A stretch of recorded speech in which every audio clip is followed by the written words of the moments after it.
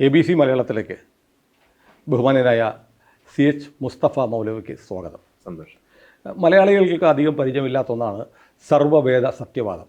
ഇസ്ലാമിൽ സർവ്വവേദ സത്യവാദം എന്നുള്ള ആശയവുമായി മുന്നോട്ട് നടന്ന് കേരളത്തിലെമ്പാടും പ്രഭാഷണങ്ങളൊക്കെ നടന്ന് വളരെ വ്യത്യസ്തമായ ഇസ്ലാമിക ദർശനം മലയാളിക്ക് മുന്നിൽ കാഴ്ചവെക്കുന്ന ആളാണ് കണ്ണൂർ സ്വദേശിയായ അങ്ങ് ABC വന്നതിൽ വലിയ സന്തോഷം. ABC ഒരിക്കൽ കൂടി സ്വാഗതം. സന്തോഷം. അപ്പോൾ നമ്മളിന്ന് ഇരിക്കുമ്പോൾ പെട്ടെന്ന് എനിക്ക് ഓർമ്മ വരുന്നത്, കഴിഞ്ഞ ദിവസം ഈ കേരളത്തിലെ മുഴുവൻ മലയാളികൾക്കും അഭിമാനകരമായ ഒന്നായിരുന്നു. തടവിൽ കിടക്കുന്ന വധശിക്ഷ വിധിക്കപ്പെട്ട അബ്ദുൾ റഹീമിൻ്റെ മോചനത്തിന് വേണ്ടി മലയാളി ഒന്നാകെ ഒന്നിച്ചു നിന്ന് ഒരു വലിയ തുക 34,45,00,000 രൂപ 1-2 ദിവസങ്ങൾ കൊണ്ട് സമാഹരിച്ചത്. അതൊരു വലിയ ആഘോഷമായി നമ്മൾ കൊണ്ടാടി. പക്ഷേ അതിൽ വളരെ വ്യത്യസ്തമായ ഒരു ശബ്ദം അങ്ങയുടേതായി കേട്ടു. ഈ ശരീഅത്ത് നിയമപ്രകാരം ഒരു മനുഷ്യനെ കൊലപ്പെടുത്തിയിട്ട് അതിന് ജീവന് ബ്ലഡ് മണി എന്ന് പേരിട്ട് കൊടുക്കുന്ന ശരീഅത്ത് നിയമത്തിലെ ഒരു അനീതിയെക്കുറിച്ച് അങ്ങ് സംസാരിക്കുകയുണ്ടായി. എന്താണ് അതിൻ്റെ പശ്ചാത്തലം? അങ്ങ് പറഞ്ഞതുപോലെ എനിക്ക് ABC വരാനും ഇങ്ങനെ ഒരു സംസാരത്തിൽ പങ്കെടുക്കാനും സാധിച്ചതിൽ വലിയ സന്തോഷമുണ്ട്. ഈ വിഷയം റഹീമിൻ്റെ മോചനം തീർച്ചയായിട്ടും ഏതൊരു മനുഷ്യനെയും പോലെ നമ്മളൊക്കെ ആഘോഷിക്കുന്ന അഭിമാനകരമാണ്. അതിൽ പങ്കെടുത്ത എല്ലാവരോടും നമുക്ക് നന്ദിയുണ്ട്. തീർച്ചയായിട്ടും അത് മാതൃകാപരമായൊരു സേവനമാണ്. പക്ഷേ എനിക്ക് തോന്നുന്നു ലോകത്തിൽ തന്നെ മാതൃകയാക്കാവുന്നൊരു കാര്യമാണ്. അതിൻ്റെ മാനുഷികമായ വശങ്ങളൊക്കെ നമ്മളെ സന്തോഷിപ്പിക്കുമ്പോൾ പോലും അതിന് കാരണമായിട്ടുള്ള ചില നിയമങ്ങളിലേക്കാണ് ഞാൻ എൻ്റെ പ്രഭാഷണത്തിലൂടെ ശ്രദ്ധ ക്ഷണിച്ചത്. 34 കോടി രൂപ ബ്ലഡ് മണി ആവശ്യപ്പെടുന്നു. അപ്പോൾ ഓരോ രാജ്യത്തിനും ഓരോ നിയമങ്ങളുണ്ട്. ആ നിയമത്തെ നമ്മൾ അതിൻ്റെ പരമാധികാരത്തെയൊക്കെ അംഗീകരിച്ചുകൊണ്ട് തന്നെ സൗദി അറേബ്യയിലെ ഈ നിയമത്തെ എങ്ങനെയാണ് ന്യായീകരിക്കപ്പെടേണ്ടത്? ഒരു നീതിന്യായ വ്യവസ്ഥ എന്ന് പറയുന്ന ലോകത്തിന് അതിനൊരു പൊതുവായ ചില മൂല്യങ്ങളുടെ അടിസ്ഥാനത്തിലാണ് അത് വികസിക്കേണ്ടത്. സൗദി അറേബ്യ പറയുന്നത് ഞങ്ങളുടെ അടിസ്ഥാനം ഖുർആനാണെന്നാണ്. ഖുർആനിലാണെങ്കിൽ ഇങ്ങനെ ഒരു കാര്യം നമുക്ക് കാണുക സാധ്യമല്ല. ഒരു മനുഷ്യൻ കൊല്ലപ്പെട്ടാൽ ആ കൊല്ലപ്പെട്ട വ്യക്തിയുടെ കുടുംബത്തിന് നീതി വാങ്ങിക്കൊടുക്കുക എന്നുള്ളത് ഗവൺമെൻറ്റിൻ്റെ ബാധ്യതയാണ്. അത് തീർച്ചയായിട്ടും എല്ലാ ഗവൺമെൻറ്റും പോലെ സൗദി ഗവൺമെൻറ്റിനും ഉണ്ട്. ഇവിടെ പ്രശ്നം റഹീം ബോധപൂർവം കൊലപാതകം നടത്തിയോ അതല്ല അബദ്ധത്തിൽ സംഭവിച്ചതാണോ, ഈ വിഷയമൊന്നും നമ്മൾ ചർച്ചയ്ക്ക് അത് അവിടുത്തെ കോടതി മുമ്പാകെ തെളിയിക്കപ്പെടേണ്ടുന്ന സംഗതിയാണ്. എങ്ങനെയാണെങ്കിലും ഒരു മെൻ്റലി ഫിസിക്കലി ഡിസേബിൾഡ് ആയിട്ടുള്ള ശ്വസിക്കാൻ പോലും സ്വന്തമായിട്ട് കഴിയാത്ത യന്ത്രസഹായത്തോടു കൂടി മാത്രം ചെയ്യുന്ന, കഴുത്തിന് മുകളിൽ മാത്രം പ്രവർത്തിക്കുന്ന ജന്മന ഉള്ള ഒരു കുട്ടിയെ സംരക്ഷിക്കുകയാണ് ഈ റഹീമിൻ്റെ ബാധ്യത. അങ്ങനെ റഹീമിൻ്റെ കൂടെ ഈ കുട്ടിയെ അവരയക്കുകയാണ്. ഒരേ സമയത്ത് ഡ്രൈവ് ചെയ്യണം, ഈ കുട്ടിയെ ശ്രദ്ധിക്കണം. അതിലൊക്കെയുള്ള നൈതികത മറ്റൊരു വിഷയമാണ്. ഏതായാലും ഈ കുട്ടി കൊല്ലപ്പെട്ടു കോടതിക്ക് മുമ്പാകെ വന്നു. കൊലയാളി റഹീമാണെന്ന് കോടതിക്ക് ബോധ്യപ്പെട്ടു. അങ്ങനെ ശിക്ഷ വിധിച്ചു. വധശിക്ഷയാണ് വിധിച്ചത്. ഈ വധശിക്ഷ വിധിക്കുന്നത് വരെയുള്ള കാര്യങ്ങൾ നിയമ നടപടികളാണ്. നമുക്കതിൽ പ്രത്യേകിച്ചൊന്നും പറയാനില്ല. പക്ഷേ വധശിക്ഷ വിധിച്ചതിന് ശേഷം ഈ കുടുംബം ഔട്ട് ഓഫ് കോർട്ട് സെറ്റിൽമെൻറ്റിൻ്റെ ഭാഗമായി 34 കോടി രൂപ, അതായത് 1.5 കോടി സൗദി റിയാൽ ആവശ്യപ്പെടുകയാണ്. 34 കോടി രൂപ കൊടുക്കണം. ഇതാണ് എൻ്റെ ചോദ്യം. ഈ ജീവച്ഛവമായി ജീവിച്ചിരുന്ന ഈ കുട്ടിക്ക്, ഏത് കുട്ടിക്കാണെങ്കിൽ ആ ജീവൻ വലുതാണ്, പക്ഷേ ആ കുട്ടിക്ക് 34 കോടി രൂപ ബ്ലഡ് മണി ആവശ്യപ്പെടുന്നതിന്റെ നീതി എന്താണ്? അതിന്റെ മാനദണ്ഡം എന്താണ്? ഒരു ക്വാണ്ടിഫിക്കേഷൻ ഉണ്ടാവണം. അതെ, അതിന്റെ മാനദണ്ഡം എന്താണ്? നമ്മുടെ നാട്ടിലാണെങ്കിൽ പോലും ഒരാൾ ഒരു അപകടത്തിൽ മരിച്ചാൽ കോമ്പൻസേഷൻ തീരുമാനിക്കുന്ന അയാൾക്ക് എത്ര പ്രായമുണ്ട്, അയാളുടെ ആരോഗ്യസ്ഥിതി ഉണ്ട്, ഇനി എത്ര ഏൺ ചെയ്യുന്നുണ്ടായിരുന്നു, ഇനി എത്ര കാലം ജീവിക്കുമായിരുന്നു, ഇതൊക്കെ നോക്കിയിട്ടാണ്. അതൊന്നുമില്ലാതെ ഒരാൾ ഡിമാൻഡ് ചെയ്യുന്ന തുക കൊടുക്കുന്നത് എന്ത് മാനദണ്ഡമാണ്? ഒരിക്കലും പ്രസക്തമായ ചോദ്യം കഴിയില്ല.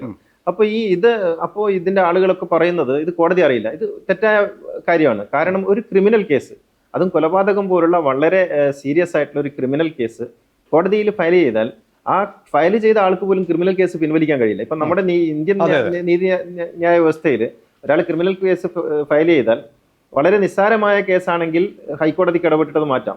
അല്ലെങ്കിൽ ഹൈക്കോടതിക്ക് പോലും ഇടപെടാൻ കഴിയില്ല. കാരണം അവിടെ സ്റ്റേറ്റ് ആണ് വാദി.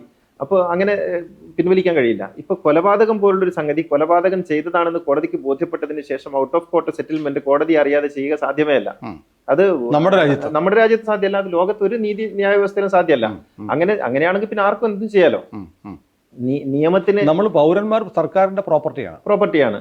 അപ്പോൾ ഈ അവരുടെ ജീവനും സ്വത്തിനും സംരക്ഷണം നൽകേണ്ടത് സർക്കാരാണ്. അതുകൊണ്ടാണ് ക്രിമിനൽ കേസിൽ എപ്പോഴും വാദിയായിട്ട് സർക്കാർ വരുന്നത്. ഇവിടെ ഈ ഔട്ട് ഓഫ് കോർട്ട് സെറ്റിൽമെന്റ് 34 കോടി രൂപ ഇവർ പറഞ്ഞു. ഇത് കോടതിയെ അറിയിക്കേണ്ടതുണ്ട്. കോടതി അറിയിക്കുമ്പോൾ കോടതി ചോദിക്കേണ്ട ഒരു ചോദ്യമുണ്ട്. അത് വളരെ പ്രാഥമികമായ ഒരു യുക്തിയാണ് ഞാൻ പറയുന്നത്, വളരെ പിന്നെ ആഴത്തിൽ ആലോചിക്കേണ്ട കാര്യമൊന്നുമില്ല. കോടതി ചോദിക്കേണ്ടത് എങ്ങനെയാണ് ഈ 34 കോടി രൂപയിലേക്ക് എത്തിയത്, എങ്ങനെ കാൽക്കുലേറ്റ് ചെയ്തു, ഇത് കോടതി ചോദിക്കേണ്ട ചോദ്യമാണ്. മാത്രമല്ല ഇത് ഇദ്ദേഹത്തെ വധശിക്ഷയിൽ നിന്ന് ഒഴിവാക്കി മോചിപ്പിക്കാനാണെങ്കിൽ ഈ ജയിലറയിൽ കിടക്കുന്ന, തടവിൽ കഴിയുന്ന ഈ മനുഷ്യന് 34 കോടി രൂപ എങ്ങനെ സമ്പാദിക്കാൻ കഴിയും? ഇതും കോടതി ആലോചിക്കേണ്ട വിഷയം. അതെ അതെ, ഈ 2 കാലും കയ്യും കെട്ടിയിട്ട് ബന്ധനസ്ഥനാക്കിയിട്ട് എഴുന്നേറ്റ് ഓടാൻ പറയുന്ന പോലെയാണ് ഇദ്ദേഹത്തെ അവിടെ കിടത്തിയിട്ട് 34 കോടി രൂപ എടുക്കുന്നു, സമാഹരിക്കുന്നു, കൊടുക്കുന്നു എന്നുള്ളതൊക്കെ പറയുന്ന മറ്റൊരു കാര്യമാണ്. അത് കോടതിയുടെ പരിഗണനയിൽ വരേണ്ട സംഗതിയല്ല. ഇത് മലയാളികൾ ഒരുമിച്ച് അദ്ദേഹത്തെ മോചിപ്പിക്കാൻ വേണ്ടി ഇങ്ങനെയുള്ള 100 കണക്കിന് റഹീമാരുണ്ടാവുമല്ലോ. അപ്പൊ ഇതിന്റെ നൈതികതയാണ് ഞാൻ ചോദ്യം ചെയ്തത്. ഇത് ഖുർആനുമായിട്ട് ഒരു ബന്ധമില്ലാത്ത സംഗതിയാണ്. അല്ല, എനിക്കത് മനസ്സിലാവുന്നില്ല. ഈ ശരീഅത്ത് നിയമത്തിന്റെ ഭാഗമാണ് ഈ ബ്ലഡ് മണി കൊടുത്ത ആളുകളെ വിടുന്നു എന്നാണ് നമ്മളൊക്കെ ധരിച്ചു വെച്ചിരിക്കുന്നത്. അപ്പോൾ ശരീഅത്ത് നിയമത്തിൽ ഇങ്ങനെ പറഞ്ഞിട്ടില്ലേ? അല്ലെങ്കിൽ ശരീഅത്ത് നിയമം ഖുറാനികമല്ലേ? ഇതാണ് ഇതിന്റെ അടിസ്ഥാനം. അങ്ങയുടെ ഇപ്പോഴത്തെ ചോദ്യമാണ് യഥാർത്ഥത്തിൽ അടിസ്ഥാനം. ശരീഅത്ത് നിയമം എന്ന് പറഞ്ഞാൽ എന്തോ ഒരു വിശുദ്ധ പശുവാണ് എന്നൊരു ധാരണയാണ് പൊതുവെ എല്ലാവർക്കും ഉള്ളത്, മുസ്ലിങ്ങൾക്ക് ഉൾപ്പെടെ എല്ലാവർക്കും ഉള്ളത്. ശരീഅത്ത് നിയമം എന്ന് പറഞ്ഞാൽ ദൈവം തമ്പുരാൻ പ്രവാചകന് കൊടുത്ത് പ്രവാചകൻ അങ്ങനെ തന്നെ കൈമാറിയിട്ടുള്ള എന്തോ ഒന്നാണെന്നാണ് ആളുകൾ ധരിച്ചു വെച്ചിരിക്കുന്നത്. അതുകൊണ്ട് ശരീഅത്ത് എന്ന് പറയുമ്പോഴേക്കും പണ്ട് EMS 87 ശരീഅത്ത് എന്ന് പറയുമ്പോഴേക്കും നാടാകെ ഇളകി, ഓർക്കുന്നില്ല, ആവശ്യത്തിന് കെട്ടും വേണ്ടി വന്ന EMSന്റെ മോളെയും കെട്ടും എന്നൊക്കെ പറഞ്ഞിട്ടില്ല. അപ്പോൾ ഇത് എന്താ കാര്യം എന്ന് വെച്ചാൽ ശരീഅത്തും ഖുർആനും എന്ന് പറയുന്നത് നേർക്ക് നേരെ ബന്ധമുള്ള സംഗതിയേ അല്ല. ഖുർആൻ ചില മൂല്യങ്ങൾ പറഞ്ഞിരിക്കുന്നു: സത്യം, നീതി, ധർമ്മം, കരുണ, ദയ, സ്നേഹം, ഇങ്ങനെയുള്ള പിന്നെ ചില മൂല്യങ്ങൾ പറഞ്ഞിരിക്കുന്നു. ആ മൂല്യങ്ങളുടെ അടിസ്ഥാനത്തിൽ ഗവേഷണം ചെയ്ത് കണ്ടെത്തുന്ന പണ്ഡിതന്മാരും ഗവേഷകരും ഗവേഷണം ചെയ്ത് കണ്ടെത്തുന്ന നിഗമനങ്ങളോ ബോധ്യങ്ങളോ ആണ് ശരീഅത്ത് എന്ന് പറയുന്നത്.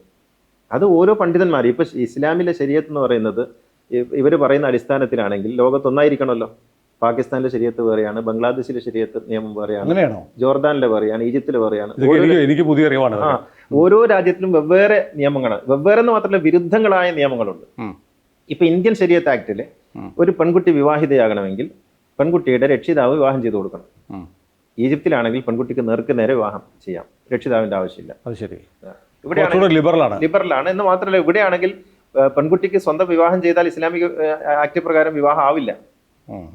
വ്യത്യാസമാണ്. അപ്പൊ ഏതാണ് ശരിയായ ശരീഅത്ത്? ഇത് ഈ ചോദ്യം ചോദിക്കണം. അപ്പൊ ഏതാണ് ശരിയായ ശരീഅത്ത്? ദൈവം തമ്പുരാൻ പ്രവാചകന് കൊടുത്തിട്ട് പ്രവാചകൻ അങ്ങനെ തന്നെ സമൂഹത്തിന് കൈമാറിയതാണെങ്കിൽ ഇതിന് ഒരൊറ്റ യൂണിഫോം ആയിരിക്കണമല്ലോ, ഒറ്റ ഫ്രെയിമിൽ ഉണ്ടാകാൻ പാടുള്ളൂ. ഇതങ്ങനെയല്ല. ഓരോ രാജ്യത്തിലും 52 മുസ്ലിം രാജ്യങ്ങളുണ്ടെങ്കിൽ 52 ശരീഅത്ത് നിയമങ്ങളാണ് ഉള്ളത്. ഇനി ഇന്ത്യയിൽ തന്നെ നോക്കാം. മുസ്ലിം ശരീഅത്ത് ആക്ടിൽ ഷിയ പേഴ്സണൽ ലോയും സുന്നി പേഴ്സണൽ ലോയും രണ്ടാണ്. അവിടെ പിന്നെ വൈരുദ്ധ്യം ഉണ്ടല്ലോ, ഷിയകളും തമ്മിൽ വൈരുദ്ധ്യമുണ്ട്. അതും ഒറ്റ ശരീഅത്തിന്റെ ഭാഗമാണ്. അപ്പൊ ലോകത്ത് വ്യത്യസ്തമായി കിടക്കുന്ന സുന്നി രാഷ്ട്രങ്ങളിൽ തന്നെ ശരീഅത്ത് വ്യത്യസ്തമാണ്. അപ്പോൾ അതിൽ തന്നെ മനസ്സിലാക്കാം ശരീഅത്ത് എന്ന് പറയുന്നത് ഏകമുഖമല്ല, അത് ഗവേഷണാത്മകമാണ്. ഓരോ കാലത്ത് പണ്ഡിതന്മാർ അവരവരുടെ ബോധ്യമനുസരിച്ച് ഗവേഷണം ചെയ്ത് കണ്ടെത്തുന്ന നിഗമനങ്ങൾക്കാണ് ശരീഅത്ത് എന്ന് പറയുന്നത്. അത് പിൽക്കാലത്ത് പിന്നീട് മറ്റൊരു പണ്ഡിതൻ വരുമ്പോൾ അവിടെ മാറും. പക്ഷേ ഇവർ പറയുന്നത് ഈ പഴയ കാലത്ത് 6-ാം നൂറ്റാണ്ട് 7-ാം നൂറ്റാണ്ടിലോ 8-ാം നൂറ്റാണ്ടിലോ എഴുതി വെച്ച കിതാബുകൾക്കപ്പുറത്ത് ഇനി ഗവേഷണം പാടില്ല. അതാണ് നിയമം. ആ നിയമം അനുസരിച്ച് മുന്നോട്ട് പോകണം.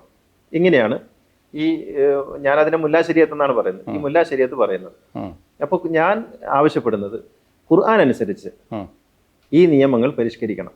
അല്ലാതെ നിയമങ്ങൾ തള്ളിക്കളയണമെന്നോ മതം വിട്ടു പോകണമെന്നോ ഈ മതം പ്രാകൃതമാണെന്നോ അത് പരിഷ്കരിക്കേണ്ടതുണ്ട്. പരിഷ്കരിക്കാൻ സമ്മതിക്കുമെന്ന് ചോദിക്കുമ്പോൾ പരിഷ്കരണത്തിലൂടെയാണ് ഇവരിത് വന്നിട്ടുള്ളത്. നിങ്ങൾ പറയുന്നത് ശരീഅത്ത് ഒരു വിശുദ്ധ പശുവാണ്, ചോദ്യം ചെയ്യാനേ പാടില്ല എന്നാണ് കേരളത്തിൽ പഠിപ്പിക്കുന്നത്. അതെ അതെ അതെ, അങ്ങനെ പഠിപ്പിക്കുന്നവർ തന്നെ. നിങ്ങൾ നോക്കൂ, പിന്നെ ഇപ്പൊ ഒരു 50 കൊല്ലം മുമ്പ് നമ്മുടെ ഈ കേരളത്തിൽ ഖുർആൻ പരിഭാഷ പാടില്ലായിരുന്നു. ഖുർആൻ മലയാളത്തിലേക്ക് പരിഭാഷപ്പെടുത്താൻ പാടില്ല, അത് തെറ്റാണ്, ഹറാമാണ്, നരകത്തിലാണ് എന്ന് ലേഖനങ്ങൾ എഴുതുകയും പ്രഭാഷണം നടത്തുകയും ചെയ്തവരാണ്. അവരൊക്കെയും ഇന്ന് ഖുർആൻ പരിഭാഷകൾ ഇറക്കിക്കൊണ്ടിരിക്കുന്നു, എല്ലാവർക്കും വിതരണം ചെയ്തുകൊണ്ടിരിക്കുന്നു. പെൺകുട്ടികൾക്ക് എഴുത്തും വായനയും പഠിക്കാൻ പാടില്ലായിരുന്നു. ഇന്ന് പെൺകുട്ടികൾക്ക് കോളേജ് തുടങ്ങാൻ വേണ്ടി എല്ലാവരും മത്സരിച്ചുകൊണ്ടിരിക്കുന്നു. സിവിൽ സർവീസിന്റെ റിസൾട്ട് വന്നു, ഒരുപാട് പേരുണ്ട്. ഉണ്ട്. അത് പിന്നെ അതിനുവേണ്ടി പ്രത്യേകമായ കോച്ചിങ് സെന്ററുകളൊക്കെ എല്ലാ സംഘടനകളും നടത്തിക്കൊണ്ടിരിക്കുന്നു. സർക്കാർ പോലും മലപ്പുറത്തൊക്കെ ന്യൂനപക്ഷ വിഭാഗങ്ങൾക്ക് വേണ്ടി പ്രത്യേക കോച്ചിങ് ആണ്. അതെ, അതുകൊണ്ട് പിന്നെ മുടി വെക്കാൻ പാടില്ല എന്ന് പുരുഷന്മാര് മൊട്ടയടിക്കേണ്ടിയിരുന്നു. 921 സിനിമയിലൊക്കെ കാണാം, മൊട്ടയടിച്ച മാപ്പിളാരാണ്. അന്ന് മുടി വെക്കുന്നത് തെറ്റായിരുന്നു, ഹറാമായിരുന്നു. കല്യാണത്തിന് വീഡിയോ പാടില്ലായിരുന്നു, ഫോട്ടോ പാടില്ലായിരുന്നു. ഇന്ന് യൂട്യൂബ് ചാനൽ ഇല്ലാത്ത ഒരു ഉസ്താദും ഇല്ല. ഇങ്ങനെ ഇതൊക്കെ ശരീഅത്തിൽ മാറ്റമല്ലേ? അന്ന് അതാണ് ശരീഅത്ത് എന്ന് പറഞ്ഞിരുന്നു. അന്ന് ഇവരൊക്കെ പറഞ്ഞിരുന്നത് ഇതാണ് ശരീഅത്ത്, ഫോട്ടോ ഹറാമാണ്, ഫോട്ടോ എടുത്താൽ ജീവൻ കൊടുക്കേണ്ടി വരും, ദൈവത്തിന് മാത്രമേ ജീവൻ കൊടുക്കാൻ അർഹതയുള്ളൂ, അതുകൊണ്ട് ഫോട്ടോ എടുക്കാൻ പാടില്ല, ചിത്രം വരയ്ക്കാൻ പാടില്ല എന്ന് പറഞ്ഞിരുന്നു. അന്ന് അത് ശരിയത്തായിരുന്നു. ഇന്ന് അത് അനുവദനീയമാണെന്ന് മാത്രമല്ല, എന്റെ യൂട്യൂബ് ചാനൽ സബ്സ്ക്രൈബ് ചെയ്യണമെന്ന് ഉസ്താദ്മാർ ഒന്ന് പറയാണ്, സബ്സ്ക്രൈബ് ചെയ്താൽ നിങ്ങൾക്ക് സ്വർഗം കിട്ടുമെന്ന് പറയുന്നുണ്ട്. അപ്പോ ഈ മാറ്റം ഇവിടെ ഉണ്ടായി. ഇതാണ് മാറ്റം എന്ന് പറയുന്നത്. അപ്പൊ അവരറിഞ്ഞോ അറിയാതെയോ മാറ്റങ്ങളിലൂടെയാണ് സഞ്ചരിക്കുന്നത്. പക്ഷെ അപ്പോഴും അവർ പറഞ്ഞുകൊണ്ടിരിക്കും ശരീരത്തിൽ മാറ്റം പാടില്ല, അതൊരു വിശുദ്ധ പശുവാണെന്ന് പറഞ്ഞുകൊണ്ടിരിക്കും. അല്ല, എൻ്റെ ഒരു സംശയം, ഇതിൽ നമ്മൾ റഹീമിൻ്റെ കാര്യം പറയുന്നുണ്ട്. ഇതുപോലൊരു ഇസ്ലാമിക രാജ്യത്താണ് നമ്മുടെ നിമിഷപ്രിയ കിടക്കുന്നത്. അപ്പോൾ റഹീമിന് വേണ്ടി വലിയ ക്യാമ്പയിൻ നടന്നു. ആദ്യം നമ്മൾ പറഞ്ഞ പോലെ അഭിമാനകരമായൊരു ക്യാമ്പയിൻ നടന്നു. പക്ഷേ നിമിഷപ്രിയയുടെ കാര്യത്തിൽ ഒരു ചലനവും ഒരു മൂവ്മെൻറ്റും ഉണ്ടായിട്ടില്ല. ഒറ്റപ്പെട്ട ചില നീക്കങ്ങൾ ഉണ്ടായി എന്നല്ല. ഇപ്പോൾ അതാ കഴിഞ്ഞ ദിവസം വന്നിരുന്നു വാർത്ത, അതിൻ്റെ മാതാവ് യമനിലേക്ക് പോകാനെന്ന്. അപ്പോൾ എന്തുകൊണ്ടായിരിക്കും ഇതിനകത്തൊരു വ്യത്യസ്തമായ ഈ നിമിഷപ്രിയ ഈ മുസ്ലിം അല്ലാത്തത് കൊണ്ടാണോ, അവർ ക്രിസ്ത്യൻ ആയതുകൊണ്ടാണോ? എനിക്ക് അല്ല, ഞാൻ പച്ചക്ക് ചോദിക്കാം, ഇതൊരു അബ്ദുൾ റഹീം ആയതുകൊണ്ടാണോ ഇത്ര പെട്ടെന്ന് ഒരു ഇടപെടൽ ഉണ്ടായത്? എനിക്ക് അതങ്ങനെ തോന്നുന്നില്ല. അതേ സ്ഥാനത്ത് നിമിഷപ്രിയയുടെ വിഷയം മറ്റൊന്നാണ്, ഒരു ഡെലിബറേറ്റ് മർഡർ. അതെ. അത് മാത്രമല്ല, നിമിഷപ്രിയ കേരളം ആ അർത്ഥത്തിൽ ചർച്ച ചെയ്തെന്ന് എനിക്ക് തോന്നുന്നില്ല. ഇവിടെ എനിക്ക് തോന്നുന്നു മതം എന്നുള്ളതിനപ്പുറത്ത് ഇവിടെ ലിംഗമാണ് പ്രശ്നമെന്ന് ഞാൻ വിചാരിക്കുന്നത്. നിമിഷപ്രിയ ഒരു പുരുഷനല്ല, ഒരു സ്ത്രീയാണ്. ഇവിടെ പലപ്പോഴും ഒരു സമൂഹം എന്ന് പറയുന്നത് പുരുഷന്മാരുടെ സമൂഹമാണ്. അങ്ങും ഞാനും പുരുഷനായിരിക്കുമ്പോൾ തന്നെ ഇത് പറയാതിരിക്കാൻ വയ്യ. സമൂഹം എന്ന് പറയുന്നത് പുരുഷന്മാരുടെ സമൂഹമാണ്. നമ്മൾ ഈ ഒരു പാട്രിയാർക്കൽ ഈ സൊസൈറ്റിയിൽ നിന്നുകൊണ്ട് ഒരു പെണ്ണിന്റെ അവകാശത്തിന് വേണ്ടി പറയുക എന്ന് പറയുന്നത് ഒരു രണ്ടാം തരമാണ്. നമ്മൾ എങ്ങനെയൊക്കെ പറയുമ്പോൾ നിമിഷപ്രിയ അവള് ഒരു പുരുഷനെ കൊന്നിട്ടുണ്ടെങ്കിൽ അവൾ അവിടെ കിടക്കട്ടെ. അതെ. ഈ ഒരു മനോഭാവം അവിടെ അല്ല. ഇത് നമ്മൾ ഒരു സ്വകാര്യം പറയാം. ആലപ്പുഴയിലെ കഴിഞ്ഞ പാർലമെന്റ് തെരഞ്ഞെടുപ്പിൽ ഷാനിമോൾ ഉസ്മാനും ആരിഫും തമ്മിൽ മത്സരിക്കുന്നു. ഷാനിമോൾ ഉസ്മാൻ ആയതുകൊണ്ട് ആരിഫിന് വോട്ട് ചെയ്ത ആളുകളുണ്ട് അവിടെ. ഒരു പെണ്ണ് പാർലമെന്റിൽ പോകണ്ട. അതൊരു അത്ഭുതകരമായ സംഗതിയല്ല. ഈ നമ്മുടെ ഈ പുരുഷാധിപത്യ ആണധികാര മനോഭാവം എന്ന് പറയുന്നത്, ഇത് പറയുകയാണെങ്കിൽ നമുക്ക് ഒരുപാട് പറയേണ്ടി വരും. പി മുതൽ ഒരുപാട് കാര്യങ്ങളൊക്കെ നമുക്ക് പറയേണ്ടതായിട്ട് വരും. ഇത് നിമിഷപ്രിയയുടെ വിഷയം മതമാണെന്ന് ഞാൻ ഒരിക്കലും വിചാരിക്കുന്നില്ല. നിമിഷപ്രിയയുടെ വിഷയം ലിംഗമാണെന്ന്, അത് എല്ലാവർക്കും ഇവിടെ ഇരിക്കുന്ന നമ്മൾ ഉൾപ്പെടുന്ന എല്ലാ പുരുഷ ആണധികാര ഘടനയുടെ പ്രിവിലേജ് അനുഭവിക്കുന്ന എല്ലാവർക്കും അതിൽ പങ്കുണ്ടെന്നാണ് ഞാൻ വിചാരിക്കുന്നത്. നിമിഷപ്രിയക്ക് പകരമായിട്ട് അവിടെ ഒരു പെണ്ണ് കൊല്ലപ്പെടുകയും ഒരു പുരുഷനാണ് ജയിലിലാവുകയും ചെയ്താൽ കഥ ഇതാകുമായിരുന്നില്ല എന്നാണ് തീർച്ചയായും ഞാൻ വിചാരിക്കുന്നത്. മറ്റൊരു സംശയം എനിക്കുള്ളത്, ഇപ്പോൾ ഇടയ്ക്ക് അങ്ങ് ആദ്യം പറഞ്ഞു ഈ ബ്ലഡ് മണി, അത് ഖുറാനിൽ പറഞ്ഞിട്ടുണ്ടോ? ശരീഅത്ത് നിയമപ്രകാരം ശരിയാണ് പറഞ്ഞിട്ടുള്ള കാര്യമാണ്. ബ്ലഡ് മണി പറഞ്ഞിട്ടുണ്ട്. ബ്ലഡ് മണി ഖുറാൻ പറയുന്നത് ഇങ്ങനെയാണ്: ഒരാൾ കൊല്ലപ്പെട്ടയാൾക്ക് 3 രീതിയാണ് ശിക്ഷയ്ക്ക് ഉള്ളത്. ഒന്ന്, അയാൾക്ക് വധശിക്ഷ വിധിക്കാം. അയാൾക്ക് ഒന്നും എന്ന് തെളിയിക്കപ്പെട്ടു കഴിഞ്ഞാൽ അയാൾക്ക് പരമാവധി വധശിക്ഷ വിധിക്കാം. രണ്ടാമത്തത്, അയാളെ കുടുംബത്തിന് വെറുതെ വിടാം. അതായത് കുടുംബത്തിന് വെറുതെ വിടാന്ന് പറഞ്ഞാൽ അയാൾ ജയിൽ മോചിതനാകുമെന്നല്ല. ഈ കേസിൽ ഞങ്ങൾക്ക് പരാതിയില്ല, പിന്നെ ബാക്കി സ്റ്റേറ്റ് തീരുമാനിക്കണം. ഞങ്ങൾക്ക് പരാതിയില്ല, അല്ലാതെ അവിടെ ക്രിമിനൽ കേസ് ഇല്ലാതാവുന്നില്ല. ഞങ്ങൾക്ക് വധശിക്ഷ ഒഴിവായി കിട്ടുമോ? വധശിക്ഷ ഒഴിവായി കിട്ടും. പിന്നെ എന്ത് ചെയ്യണം എന്നുള്ളത്, അയാളെ നല്ല അടപ്പിന് ശിക്ഷിക്കണോ, അയാളെ ജയിൽവാസം അനുഭവിക്കണോ എന്നുള്ളത് അത് സർക്കാർ കോടതിയാണ് തീരുമാനിക്കേണ്ടത്. മൂന്നാമത്തത്, ഈ വെറുതെ വിടുന്നതിന് പകരം ഞങ്ങൾക്ക് ബ്ലഡ് മണി വേണം. ഈ കൊല്ലപ്പെട്ടയാളുടെ കുടുംബത്തിന് ഞങ്ങൾക്ക് ഇത്ര രൂപ ഞങ്ങൾക്ക് തരികയാണെങ്കിൽ ഞങ്ങളുടെ കേസ് ഞങ്ങൾ പിൻവലിച്ചോളാം, പിന്നെ കോടതി തീരുമാനിക്കാം. ഇങ്ങനെ 3 ഓപ്ഷൻ. അപ്പൊ ഈ മൂന്നാമത്തെ ഓപ്ഷൻ ഒരു മാനദണ്ഡം വേണമെന്നാണ് അങ്ങ് പറയുന്നത്? തീർച്ചയായിട്ടും പാരാമീറ്റർ വെക്കണം. തീർച്ചയായിട്ടും ഒരു ക്വാണ്ടിഫിക്കേഷൻ എന്തായാലും ഉണ്ടായിരിക്കണമല്ലോ. ഇപ്പോ ഇതേ സൗദി അറേബ്യയിൽ തന്നെ ഒരു ആക്സിഡന്റ് സംഭവിച്ചാൽ അവിടെ ക്ലെയിം എങ്ങനെയാണ്, ഇദ്ദേഹത്തിന്റെ വരുമാനം മറ്റു കാര്യങ്ങളൊക്കെ നോക്കിയിട്ടാണ്. ഇതേ കാര്യം ഈ കൊല്ലപ്പെട്ട വ്യക്തിയുടെ കുടുംബത്തിനുണ്ടാവണം. ഈ ബ്ലഡ് മണി എന്ന് പറയുന്നത് അത്ര നല്ലൊരു സംഗതിയായിട്ട് ഖുറാനും അവതരിപ്പിക്കുന്നില്ല. അതൊരു ഓപ്ഷനായിട്ടാണ് അവതരിപ്പിക്കുന്നത്. ഈ കൊന്ന മനുഷ്യന് ഒരു മോചനത്തിനുള്ള ഒരു ഉപാധി എന്നുള്ള നിലക്ക് മാത്രമാണ്. അവിടെയും ഖുർആൻ പറയുന്നുണ്ട്. ഇത് പറയുന്നിടത്ത് തന്നെ ഖുർആൻ പറയുന്നുണ്ട്, അം തഅഫു, നിങ്ങൾ വിട്ടുകൊടുക്കലാണ് നിങ്ങൾക്ക് ഏറ്റവും ഉത്തമം, ഇത് വാങ്ങാതിരിക്കലാണ് ഉത്തമം എന്ന് ഖുർആൻ പറയുന്നുണ്ട്. ഇനി ഒരു കുടുംബത്തിന് അങ്ങനെ വേണം, ആ ഒരു അത്താണി നഷ്ടപ്പെട്ടു പോയി, അങ്ങനെയാണെങ്കിൽ ഇവർക്ക് ആവശ്യപ്പെടാം. പക്ഷെ അപ്പോൾ പോലും വിട്ടുകൊടുക്കലാണ് നിങ്ങൾക്ക് ഉത്തമമെന്ന് ഈ നിയമത്തിന്റെ ഒടുവിൽ ഖുർആൻ പറയുന്നുണ്ട്. അതൊരു നല്ല കാര്യമല്ല എന്നാണ് ഖുർആൻ അതിലൂടെ നൽകുന്ന സൂചന. ശരിക്കും ബ്ലഡ് മണി എന്ന് പറയുന്നതിൽ തന്നെ ഒരു അശ്ലീലം ഉണ്ട്. അതെ, ചോരപ്പണം എന്നാണ് അതിന്റെ അർത്ഥം. ആ ചോരപ്പണം കൊണ്ട് നമ്മൾ പിന്നെ അന്നം കഴിക്കുക എന്ന് പറഞ്ഞാൽ നമുക്ക് ചിന്തിക്കാൻ പോലും കഴിയില്ല. കഴിയില്ല. അതെ അതെ. ഏതായാലും എനിക്ക് വളരെ കൗതുകരമായി തോന്നിയത് അങ്ങയുടെ ഒരു ജീവിതത്തിലേക്ക് വന്നാൽ, ഇപ്പോൾ KT അബ്ദുൾ റഹീം അങ്ങയുടെ ആത്മീയ ഗുരുവാണ്. പിന്നെ അങ്ങയെ സ്വാധീനിച്ചത് ഗുരു നിത്യചൈതന്യഗതിയാണ്. അതിനുശേഷം ഒരു ഡോക്ടറേറ്റ് എടുത്തത് ക്രിസ്ത്യൻ ദൈവശാസ്ത്രത്തിലാണ്. ഏറ്റവും കൂടുതൽ പ്രഭാഷണങ്ങൾ നടന്നത് ശ്രീനാരായണ ഗുരുദേവനെക്കുറിച്ചാണ്. ഇങ്ങനെ വളരെ വൈരുദ്ധ്യം നിറഞ്ഞ ഒരു ഇസ്ലാമിക ജീവിതത്തിൽ സാധാരണ അപ്രാപ്യമായ ഒരു തലത്തിലാണ് അങ്ങ് നിൽക്കുന്നത്. പിന്നെ മാത്രമല്ല, സർവ്വവേദ സത്യവാദം എന്നൊരാശയം മുന്നോട്ട് പോവുകയും ചെയ്യുന്നു. ഇത് പരമ്പരാഗത ഇസ്ലാമിക ചര്യകൾക്ക് വിരുദ്ധമല്ലേ? അല്ല, അങ്ങയുടെ ഈ ചോദ്യത്തിൽ വളരെ ആദരവോടെ ഞാനൊരു തിരുത്ത് പറയുന്നത് വൈരുദ്ധ്യമല്ല. ഇതൊക്കെ യഥാർത്ഥത്തിൽ ഏകതയാണ്, സമാനതകളാണ്. ഞാൻ ബൈബിൾ പഠിച്ചപ്പോഴും പ്രൊഫസർ ഷാഹുൽ അമീദായിരുന്നു എൻ്റെ ഗൈഡ് ആ വിഷയത്തിൽ. യഥാർത്ഥത്തിൽ ഞാൻ ക്രിസ്ത്യാനിറ്റി പഠിക്കാൻ തുടങ്ങിയത് ക്രിസ്ത്യാനിറ്റിയെ വിമർശിക്കുക എന്നുള്ള ഉദ്ദേശത്തോടു കൂടിയാണ്. ക്രിസ്ത്യാനിറ്റി എന്തോ ഒരു പ്രശ്നമുള്ള ഒരു മതമാണ്. അപ്പോൾ അവരുടെ ആ മിഷനറി പ്രവർത്തനങ്ങളും മറ്റുമൊക്കെ എനിക്ക് ഒരു ചെറുതിലെ, ഞാൻ മലയോര മേഖലയിലാണ്, കണ്ണൂർ ജില്ലയിൽ മലയോര മേഖലയിലാണ് ഞാൻ താമസിക്കുന്നത്. അപ്പോൾ ആ ഏരിയയിലൊക്കെ ക്രിസ്ത്യൻ പള്ളികളും മിഷനറിയും ഒക്കെ ഉണ്ട്. അപ്പോൾ അവരുടെ മിഷനറി പ്രവർത്തനങ്ങളൊക്കെ എന്നെ ചെറുതിൽ അലോസരപ്പെടുത്തിയിരുന്നു. അപ്പോൾ ഒരു വിമർശനാത്മകമായിട്ടാണ് ഞാൻ ക്രിസ്ത്യാനിറ്റി പഠിക്കാൻ തുടങ്ങിയത്, എൻ്റെ ഗവേഷണത്തിൻ്റെ വിഷയമായത്. പക്ഷെ പഠിച്ചു വന്നപ്പോൾ ഞാൻ ബൈബിളിലേക്ക് അപ്പോഴാണ് എൻ്റെ പഠനത്തിൻ്റെ ഭാഗമായിട്ടാണ് ഞാൻ ബൈബിൾ ആദ്യമായിട്ട് വായിക്കുന്നത് പോലും. അങ്ങനെ ഞാൻ പഠിച്ചു വന്നപ്പോഴാണ് എന്നെ അത്ഭുതപ്പെടുത്തുന്ന ഓരോ വരികളും ഓരോന്നും എനിക്ക് അത്ഭുതം തോന്നിയത്. ഇത് ഖുർആൻ തന്നെയാണല്ലോ, ഇതിൽ വ്യത്യാസങ്ങളില്ലല്ലോ. ഇത് എന്നെ കൂടുതൽ ആഴത്തിൽ ചിന്തിപ്പിച്ചു. അങ്ങനെ ഞാൻ എൻ്റെ ഗൈഡിൻ്റെ അനുവാദത്തോടു കൂടി തന്നെ ഞാൻ ചില സെമിനാരികളിൽ പോയി താമസിക്കുകയും അച്ഛന്മാരോട്, അവിടെയുള്ള അധ്യാപകരോട് കൂടുതൽ അടുത്തിടപഴകുകയും, അങ്ങനെ വെള്ളിമാട് കുന്ന് പോലുള്ള സ്ഥലങ്ങളിലുള്ള പല പ്രായമേറിയ അച്ഛന്മാരും ആയിട്ട് ഇടപഴകുകയും അങ്ങനെ ക്രിസ്ത്യാനിറ്റി പഠിക്കുകയും ചെയ്തു. അവിടെ എൻ്റെ കണ്ണ് തുറപ്പിച്ചത് യഥാർത്ഥത്തിൽ ഇത് വ്യത്യസ്തമല്ല, വൈരുദ്ധ്യങ്ങളല്ല, ഒന്നിൻ്റെ തന്നെ വ്യത്യസ്തങ്ങളായ പ്രകാശനങ്ങളാണ് എന്നുള്ളതാണ്. അല്ല, അവിടെ ഞാനൊരു കുരിഷ്ട് ചോദ്യം ചോദിക്കട്ടെ. ഇത് വ്യത്യസ്തമല്ല എന്ന് പറയുമ്പോൾ ബൈബിളാണ് ഖുറാനേക്കാളും പഴയത്. അതെ അതെ. അപ്പോൾ ബൈബിളിൻ്റെ ഒരു അനുകരണമാണ് ഖുറാൻ എന്ന് പറഞ്ഞു വെക്കലാവില്ലേ അത്?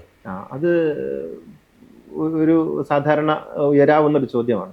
ഇതിന് ബഷീർ ഒരു മറുപടി പറഞ്ഞിട്ടുണ്ട്. ബഷീറിൻ്റെ ബാല്യകാല സഖി എഴുതിയപ്പോൾ കൃഷ്ണൻ നായർ ബഷീറിനെ വിമർശിച്ചുകൊണ്ട് ഏതോ ഒരു ഇംഗ്ലീഷ് നോവലിനെ കുറിച്ച് പറഞ്ഞു. അദ്ദേഹത്തിൻ്റെ പേര് ഞാൻ ഓർക്കുന്നില്ല. അപ്പോൾ ബഷീർ ചോദിച്ചത് അത് ആരാണെന്നാണ്. ആ ഇംഗ്ലീഷ് എഴുത്തുകാരൻ ആരാണ് അയാളെ? അപ്പോൾ ഇത് ഒരു വെളിപാടിൻ്റെ, ഇപ്പൊ ഗുരുവിന്റെ ദർശനങ്ങൾ നമ്മൾ വായിക്കുമ്പോൾ ഗുരുവിന് യഥാർത്ഥത്തിൽ ശ്രീനാരായണ ഗുരുവില്ലല്ലോ. ചട്ടമ്പി സ്വാമികളെ കുറിച്ചൊക്കെ പറയുന്നുണ്ടെങ്കിൽ പോലും ചട്ടമ്പി സ്വാമി ഗുരുവല്ല. ഗുരുവാണെന്ന് ഗുരു പിന്നെ ആവാമല്ലോ എന്നൊക്കെ പറഞ്ഞിട്ടുണ്ടെങ്കിലും ഗുരുവെല്ലാം നമുക്കറിയാം, അവർ സതീർത്ഥ്യരാണ്. അതെ.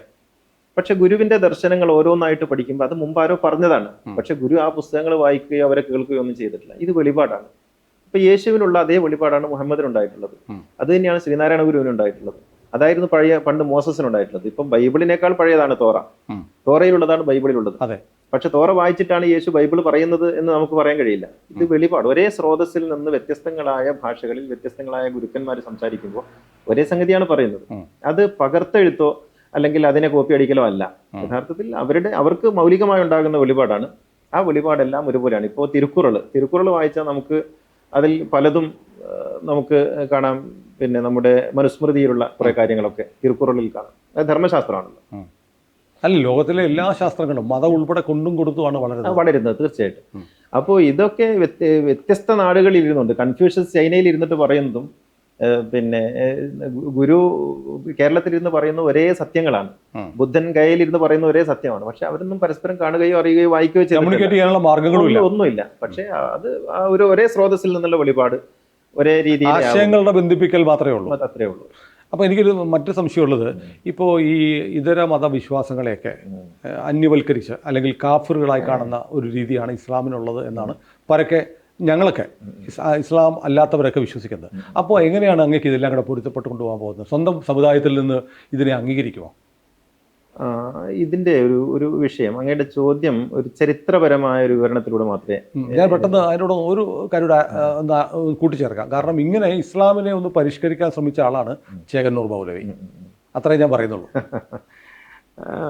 ഇസ്ലാം എന്ന് പറഞ്ഞത് ഒരു വളരെ നിർഭാഗ്യകരമായ ഒരു സംഗതി. മറ്റ് മതങ്ങൾക്കൊന്നും ഇല്ലാത്ത ഒരു ഭാഗ്യമോ നിർഭാഗ്യമോ ഇസ്ലാമിനുണ്ടായിട്ടുള്ളത്. ഇസ്ലാം പിറന്നു വീണ അന്ന് മുതൽ അധികാരത്തിലിരിക്കുന്ന മതമാണ് ഇന്ന് വരെ. അധികാരം കൂടെയുണ്ട്. പൊളിറ്റിക്കൽ ഇസ്ലാം എന്ന് പറയുന്നത് അല്ലേ? അധികാരം അന്ന് മുതൽ, അതായത് മുഹമ്മദ് നബി മരണപ്പെടുന്ന അന്ന് ഇപ്പുറത്തൊരു ഭരണാധികാരിയെ തിരഞ്ഞെടുക്കുന്നുണ്ട്. മുഹമ്മദ് നബിയുടെ ആ വിശുദ്ധ ജനാസ, അതായത് ആ ഭൗതിക ദേഹം മറവ് ചെയ്യുന്നതിന് മുൻപ് തന്നെ ഇപ്പുറത്തൊരു ഭരണാധികാരിയെ തിരഞ്ഞെടുക്കുന്നുണ്ട്. അന്ന് തുടങ്ങിയ ഭരണം ഇന്നും വ്യത്യസ്തങ്ങളായ സ്വഭാവത്തിൽ ഇസ്ലാം മുന്നോട്ട് കൊണ്ടുപോകുന്നത്. എന്ന് വെച്ചാൽ ഇസ്ലാം അധികാരത്തിന്റെ ഒരു ഭാഗത്തിലൂടെയാണ് വളർന്നത്. അതുകൊണ്ട് തന്നെ അതിന്റെ എല്ലാ ജീർണതകളും ഇസ്ലാമിനുണ്ട്. ഇത് അംഗീകരിക്കാതെ കഴിയില്ല. അധികാരം ഇസ്ലാമിന്റെ ലക്ഷ്യമാണോ? അധികാരം ഒരിക്കലും ഇസ്ലാമിന്റെ ലക്ഷ്യമല്ല, പ്രവാചകന്റെയും ലക്ഷ്യമായിരുന്നില്ല. പക്ഷേ അത് അങ്ങനെയാണോ? അല്ലല്ലോ. അല്ല, ഇപ്പൊ അധികാരത്തിലേക്കുള്ള ഒരു വഴി തന്നെയാണ്. മാത്രമല്ല അധികാരം നിലനിർത്താനുള്ള ഒരു വഴിയാണ്. അത് ഇന്ന് മാത്രമല്ല, അത് അന്ന് മുതൽ, അതായത് പ്രവാചകന്റെ മരണത്തോടു കൂടി ആരംഭിച്ച അധികാര ഇസ്ലാം പിന്നീട് ആകെ നിലനിന്നിട്ടുള്ളത് 29 വർഷമാണ്. എന്ന് വെച്ചാൽ പ്രവാചകൻ പഠിപ്പിച്ച, ഖുർആൻ പഠിപ്പിച്ച ഇസ്ലാം 1/4 നൂറ്റാണ്ട് മാത്രമേ ലോകത്ത് നിലനിന്നിട്ടുള്ളൂ. 3 പതിറ്റാണ്ട് തികച്ചില്ല. 3 പതിറ്റാണ്ട് തികച്ചില്ല. അതിനുശേഷം ഉണ്ടായത് മുഴുവനും ഈ അധികാരത്തിന്റെ ബലത്തിലുണ്ടായിട്ടുള്ള ഇസ്ലാമാണ്. അത് രാജാക്കന്മാരുടെ യുദ്ധക്കൊതി മുതൽ, രാജാക്കന്മാരുടെ ഇന്ദ്രിയ സുഖങ്ങൾ മുതൽ എല്ലാം മതകീയമായി ന്യായീകരിച്ചുകൊണ്ടുള്ള ഇന്ന് നമ്മൾ കാണുന്ന ഇസ്ലാമിക ശരീഅത്ത് എന്ന് പറയുന്നത് ഈ അധികാരത്തിലിരുന്ന ആളുകൾ അവരുടെ ഫണ്ടിങ്ങോടുകൂടി പണ്ഡിതന്മാർ എഴുതിയുണ്ടാക്കിയ നിയമങ്ങളാണ്.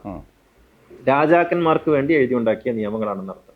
അതുകൊണ്ട് തന്നെ ഇതിൽ സാധാരണക്കാരനെയോ അല്ലെങ്കിൽ സാധാരണക്കാരന്റെ പ്രശ്നങ്ങളെയോ മാനവികതയെയോ ഒന്നും നമുക്ക് കാണുക സാധ്യമേ അല്ല. അവിടെ ആയിട്ടുണ്ടാകും. ഖുർആാനിന്റെ ഒരു നീതിബോധം അല്ലെങ്കിൽ ഖുർആാനിന്റെ ഒരു കാരുണ്യബോധം, പ്രവാചകനെ കുറിച്ചൊക്കെ നമ്മൾ പറയുന്ന കാര്യങ്ങളൊന്നും ഈ നിയമങ്ങളിൽ നമുക്ക് കാണാൻ കഴിയില്ല. ഇത് രാജാക്കന്മാർ അവരുടെ രാജാധിപത്യത്തെയും അവരുടെ താല്പര്യങ്ങളെയും സംരക്ഷിക്കുന്നതിന് വേണ്ടി ഉണ്ടാക്കിയിട്ടുള്ള നിയമങ്ങളാണ്. നമ്മുടെ ചോദ്യത്തിന് ഉത്തരം വന്നില്ല. ഞാൻ ചോദിച്ചത്, അങ്ങ് വളരെ വ്യത്യസ്തമായ ഒരു ഇസ്ലാമിക ചര്യ മുന്നോട്ട് വെക്കുമ്പോൾ സമുദായം ഇതിനെ അംഗീകരിക്കുന്നുണ്ടോ, എതിർപ്പുണ്ടോ എന്ന ചോദ്യം. ഇസ്ലാമിൽ ഈ ശബ്ദം പുതിയതല്ല. ഇസ്ലാമിക സമൂഹത്തിൽ ഇപ്പൊ ഇന്ത്യയിൽ തന്നെ സർവ്വവേദ സത്യവാദം ആദ്യമായിട്ട് പറയുന്ന വ്യക്തി മുസ്തഫ മൗലവി അല്ല. അത് അല്ലാമ ഇക്ബാൽ പറഞ്ഞിട്ടുണ്ട്, മൗലാന അബുൽ കലാം ആസാദ് പറഞ്ഞിട്ടുണ്ട്, ഷാ വലിയുല്ലാഹി ദഹ്ലവി പറഞ്ഞിട്ടുണ്ട്, മൊയ്നുദ്ദീൻ ചിശ്തി പറഞ്ഞിട്ടുണ്ട്, പിന്നെ ഹസ്രത്ത് നിസാമുദ്ദീൻ ഔലിയ പറഞ്ഞിട്ടുണ്ട്.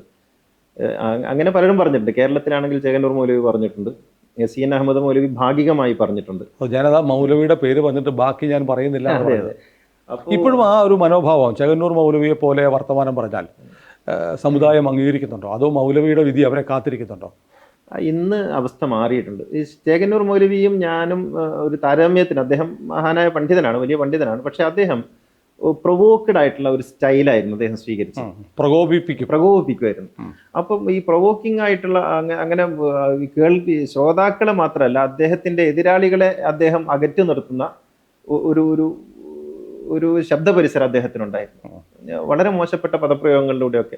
അത് ധാർമ്മിക രോഷം കൊണ്ടാവാം. പക്ഷേ എങ്കിൽ പോലും ഞാൻ സ്വീകരിക്കുന്നത് അങ്ങനെ അകറ്റുകയല്ല, മറിച്ച് ഒരു അനുഭാവപൂർവ്വം ഗുണകാംക്ഷാപൂർവ്വം കാര്യങ്ങൾ പറഞ്ഞ് മനസ്സിലാക്കി കൊടുക്കുക. ഇതിൽ ഗുരുവിൻ്റെ ഒരു ശൈലിയാണ് എന്നെ ഏറ്റവും കൂടുതൽ ആകർഷിച്ചിട്ടുള്ളത്. ശ്രീനാരായണ ഗുരുവിൻ്റെ ശൈലിയാണ്. ഗുരു മതത്തെ അതിനിശ്ചിതമായ വിമർശനങ്ങൾക്കും പരിവർത്തനങ്ങൾക്കും വിധേയമാകുമ്പോഴും ആ മതത്തിനകത്തുള്ള സാധാരണക്കാരായ ആളുകളെ തലോടിയും അവരുടെ വിശ്വാസത്തെ മാനിച്ചും അവരുടെ വിശ്വാസത്തിനോടൊപ്പം ചേർന്ന് നിൽക്കുന്നു എന്ന് തോന്നിപ്പിച്ചുകൊണ്ടാണ് ഗുരു ഈ മാറ്റങ്ങളൊക്കെ ഉണ്ടാക്കിയിട്ടുള്ളത്. ഒരു മുദ്രാവാക്യം വിളിയോ പ്രകോപനങ്ങളോ ഇവിടെ ഉണ്ടായിട്ടില്ല. ആകെ ഗുരുവിന്റെ ഒരു വിമർശനമായിട്ട് എനിക്ക് കാണാൻ കഴിഞ്ഞത് അവിടെ ശങ്കരനെ തെറ്റി എന്ന ഒരൊറ്റ പ്രയോഗമാണ്. മറ്റൊന്നും ഗുരു ആരെക്കുറിച്ചും പറഞ്ഞിട്ടില്ല. അപ്പോ ഗുരു കണ്ണാടി പ്രതിഷ്ഠിക്കുമ്പോൾ പോലും അനേക ദേവതകൾക്ക് സ്തോത്രവും കീർത്തനങ്ങളും എഴുതിയ ആളാണ് ഗുരു. അപ്പോൾ ഈ ഒരു ശൈലി ആണ് മതപരിവർത്തനത്തിന് വേണ്ടത്. നാം ഹിന്ദുവല്ല എന്ന് പറയുമ്പോഴും ആ ഹിന്ദു ധർമ്മത്തിൽ വിശ്വസിക്കുന്ന ആളുകളെ മുഴുവനും കൂടെ നിർത്തുന്ന ഒരു മൃദു സമീപനം ഗുരുവിനുണ്ടായിരുന്നു. ആ ഒരു മതപരിവർത്തനത്തിന് ആഗ്രഹിക്കുന്ന ആളുകൾ പ്രകോപിപ്പിക്കുകയല്ല, മറിച്ച് അവരെ കൂടെ നിർത്തിക്കൊണ്ട് ഗുണകാംക്ഷാപൂർവ്വം പ്രവർത്തിക്കുകയാണ് വേണ്ടത് എന്നത് ഞാൻ ഗുരുവിൽ നിന്ന് പഠിച്ച ഒരു വലിയ പാഠമാണ്. ഏതായാലും സർവ്വവേദ സത്യവാദം ഇന്ന് സമകാലിക ലോകത്ത്, ഞാൻ ഇന്ത്യ എന്ന് ചുരുക്കുന്നില്ല, ലോകത്ത് എല്ലാവരും അംഗീകരിക്കേണ്ട, ചർച്ച ചെയ്യപ്പെടേണ്ട ഒരു വിഷയമാണ്. മലയാളത്തിൽ ഇത് വളരെ കാര്യക്ഷമമായി ഈ രംഗത്ത് പ്രവർത്തിക്കുന്ന അങ്ങേക്ക് ABC-യുടെ എല്ലാ ആശംസകളും നന്മകളും ഉണ്ടാവട്ടെ. കൂടുതൽ വാർത്തകളും വിശേഷങ്ങളും നിങ്ങളിലേക്ക് എത്താൻ ABC മലയാളം സബ്സ്ക്രൈബ് ചെയ്യുക, ബെൽ ബട്ടണും അമർത്തുക.